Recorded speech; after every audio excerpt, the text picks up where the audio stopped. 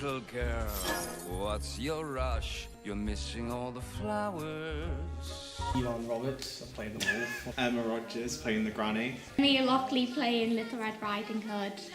Or be misled. But slow, little girl. The granny is very crazy and senile, and she lives in the woods and makes capes. The wolf's quite a sinister, creepy character who tries to eat people.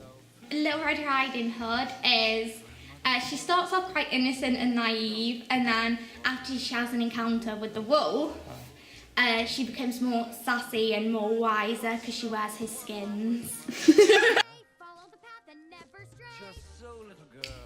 Probably the costumes. Getting the characterization right. I'm most nervous with choking on bread on stage. You're ignoring. Think of those Everything. Probably the singing. Yeah. I'm most excited for making sure that our last show was the best one we've done. Oh. Words on the 7, 8, Literally the information we've been selling on Facebook. Yeah, but come and see into the... Oh